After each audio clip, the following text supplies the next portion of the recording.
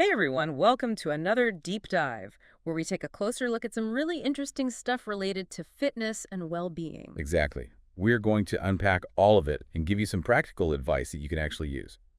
Awesome.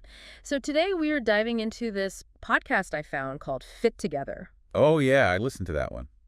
It's got some good stuff. Yeah, I thought it was really interesting, especially the way they talked about ditching the whole one-size-fits-all approach to exercise. Yeah, that's a big one.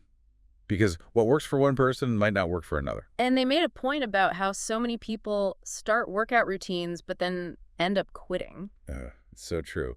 You start out all gung-ho and then life gets in the way, or you just don't enjoy it. Yeah, been there. I think that's why Fit Together was emphasizing finding activities that you actually like. It has to be sustainable, right? Like something you look forward to, not something you dread. Exactly. Okay, so Fit Together breaks down exercise into three main categories: cardio, strength training, and flexibility. The trifecta? So if you think about your own relationship with fitness right now, which of those categories do you feel most drawn to? Ooh, that's a good question. It's different for everyone, of course, but recognizing where your natural inclinations are can be really helpful. So true. So for someone who's really into cardio, what are some examples of activities that they might enjoy? Well, fit together. You mentioned some of the classics like running, swimming, cycling. Usual suspects. Right. But it can also be things like dancing or jumping rope or even just brisk walking. The important thing is that it gets your heart rate up. Exactly. And that has so many benefits for your overall health. Totally. Okay, what about strength training? I think a lot of people might picture weightlifting when they hear that term. Yeah. Fit Together pointed out that it's much broader than that. Like what else? It could be body weight exercises like push-ups and squats or using resistance bands. Or even just lifting heavy things in everyday life, right? Exactly. And the benefits of strength training go way beyond just building muscle. Oh, yeah. It's good for your Everything. bones, your metabolism, even your brain. It's pretty amazing. All right, now we can't forget about flexibility. My personal nemesis. It's definitely the one that gets neglected the most. But it's so important for preventing injuries and improving your range of motion. So what are some ways to incorporate more flexibility into our routines? Yoga and Tai Chi are great options. I love yoga. Me too. But even just dedicating a few minutes each day to stretching can make a big difference. It's about making it a habit. Absolutely. So we know we need a mix of all three of these categories. But how do we actually choose specific exercises within each category? Right. That's where it can get overwhelming. Fit Together had some good advice for this. Like what? One of the first things they said was to consider your personality and what you enjoy. I love that. Because if you hate doing something, you're not going to stick with it. No way. So think about, what kind of environment do you thrive in? Do you prefer working out alone or in a group? Indoors or outdoors? Exactly. And do you like structure and routine, or do you prefer to mix things up? It's all about finding what works for you. Exactly. They even compared it to dating. Really? Yeah. It's about finding something that you're compatible with. I like that analogy. And just like dating, it's okay to try different things until you find what clicks. Exactly. You might be surprised by what you discover you enjoy. So speaking of discovering what you enjoy, I'm curious about how goals play into all of this. Fit Together said that it's important to be clear about what you want to achieve. Whether it's weight loss, muscle gain, improved endurance, or something else. Right, because your goals will likely influence the types of exercises you choose. So if someone's goal is weight loss, they might prioritize activities that burn a lot of calories. Exactly. Like high-intensity interval training or longer cardio sessions. But it's not just about burning calories, it's also about building muscle, which boosts your metabolism. Absolutely. And Fit Together reminded listeners that your goals can change over time. It's about finding what works for you right now in this season of your life. Couldn't have said it better myself. And speaking of what works for you right now, they had a really good point about something that often gets overlooked. What's that? Your current fitness level. Oh, yeah. It's so easy to compare yourself to others and think you should be doing more or pushing yourself harder. It's about meeting yourself where you are and gradually increasing the intensity and duration of your workouts. No need to go from 0 to 60 overnight. Exactly. Start slow and steady and build from there. And it's important to listen to your body, right? Absolutely.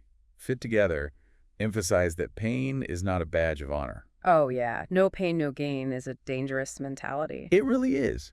It's about finding that sweet spot between challenging yourself and respecting your body's limits. I think that's such an important message. especially for people who are new to exercise. It's about making fitness a sustainable part of your life, not something that you burn out on after a few weeks. I love that. So it sounds like Fit Together is all about promoting a personalized approach to fitness. It's about finding what works for you, your body, your goals, and your lifestyle. No cookie cutter plans allowed. Exactly. And one of their key tips was to approach fitness with a sense of experimentation. I love that. Like, don't be afraid to try new things. Exactly. You never know what you might discover you enjoy. And it's okay to mix things up too, right? Absolutely. Keep things interesting and prevent boredom. So we've talked about preferences, goals, fitness level, but what about the practical side of things like time constraints? Fit Together brought that up too. Because let's be real, most of us don't have hours to spend at the gym every day. They encouraged listeners to be honest about how much time they can realistically commit. Yeah, I'm definitely guilty of overestimating that sometimes. But it's better to start small and be consistent than to try to do too much and burn out. So maybe you can only fit in 2 or 3 30-minute workouts a week. That's totally fine. The important thing is to make it a regular part of your routine. And it's about finding those pockets of time in your day where you can squeeze in some movement. Like taking the stairs instead of the elevator or going for a walk during your lunch break. I love those little hacks. It's about making fitness a part of your lifestyle, not just a separate chore. Okay, so it sounds like the main takeaway from Fit Together is that there's no one-size-fits-all approach to fitness. Find what works for you and build a sustainable routine that you can stick with long term. I'm really liking this theme of personalization. And they left listeners with a really good question. Oh, what's that? Now that you have a framework for choosing exercises, what's one activity you're feeling inspired to try? Ooh, I love that. What's popping into your mind right now? So many options. I'm feeling inspired to try a new yoga class. That's awesome. I've been wanting to try that rock climbing gym that just opened up downtown. Oh, let's do it. I'm in. All right, we'll be right back after a quick break to delve even deeper into how to personalize your fitness journey and find that perfect fit for you. So we talked about all these different things to consider, like personality and goals and time and stuff. But how do you actually create a routine you'll stick with? Right. That's the big question, isn't it? I think Fit Together talked about changing your mindset, like shifting from I have to work out to I get to move my body. Oh, yeah, like thinking of it as a privilege, not a chore. Yeah, it makes sense. Like if you can find a way to make movement enjoyable, you're more likely to actually do it. Exactly. It should be something that makes you feel good both physically and mentally. So instead of forcing yourself to do something you hate just because you think it's good for you, maybe think about activities that bring you joy. They actually talked about tapping into your inner child, like remembering what you loved to do as a kid. I love that. It's like rediscovering the joy of movement. Yeah. So let's say someone's listening to this and they're feeling inspired to try something new, but they're not sure where to start. What would you recommend? Well, the first I'd say take a look at your schedule and see where you can realistically fit in some movement, even if it's just 15 or 20 minutes here and there. Right. Consistency is key, especially when you're first starting out. Absolutely. Then I'd say brainstorm a list of activities that sound appealing to you based on everything we've been talking about. So if someone loves being outdoors and they're looking for a low-impact activity, they might try going for walks or hikes. Exactly. Or if someone's more social and wants something high energy, they could try a dance class or a sports league. And if someone's short on time and prefers to work out at home, there are tons of online workouts and fitness apps. The options are endless these days. It's about finding what's accessible and sustainable for you. Fit Together talked about starting small and gradually increasing the intensity and duration of your workouts over time. Yes. Don't try to do too much too soon. It's like building a house. You start with the foundation. Exactly. And it's okay to adjust your plan as needed. Life happens. So true. Don't beat yourself up if you miss a workout or two. Just get back on track when you can. Consistency doesn't mean perfection. It's about showing up for yourself most of the time. And don't forget to celebrate the small wins. Each workout you complete is a step in the right direction. Speaking of wins, let's talk about motivation. Because let's be real, we all have those days when we just don't feel like working out. Oh, yeah, for sure. Fit Together had some really good tips for staying motivated. Like what? Well, they talked a lot about the importance of finding your why. Yeah, like why is fitness important to you? What are you hoping to achieve? How will it make you feel? And write it down. Having a visual reminder can be really helpful. They also recommended setting realistic goals, both short-term and long-term. I think a lot of people set the bar too high and then get discouraged when they don't see results fast enough. It's better to start small and gradually work your way up. So instead of saying, I'm going to work out every day for an hour, maybe start with, I'm going to walk for 20 minutes 3 times this week. Exactly. And as you achieve those smaller goals, you can gradually increase the challenge. It's all about building momentum. And they talked about finding an accountability partner, someone who can support you and keep you on track. It's like having a cheerleader in your corner. Exactly. And it doesn't have to be anything formal. It could be a friend, a family member, or even an online fitness community. They also encouraged rewarding yourself for your efforts. Oh yeah, but not with food. Right. It should be something that supports your fitness journey. Like a new workout outfit or a massage, or even just a relaxing bath after a tough workout. It's about associating exercise with positive experiences. Speaking of positive experiences, they had a whole segment on the power of music to enhance your workouts. I've definitely noticed that music can make a difference in my motivation. They talked about how different types of music can have different effects on your mood and energy levels. So you might create different playlists for different types of workouts. Exactly, like upbeat music for cardio and more calming music for cool downs or stretching. And it's about finding music that you personally find motivating. They even suggested experimenting with different genres and artists. That's a great idea. They also talked about visualization. Oh yeah, using your imagination to picture yourself achieving your goals. I've never really thought about that in the context of fitness. They said it can be a really powerful tool. Like giving yourself a mental pep talk. Exactly. Right. And you can do it anytime, anywhere. So we've covered a lot.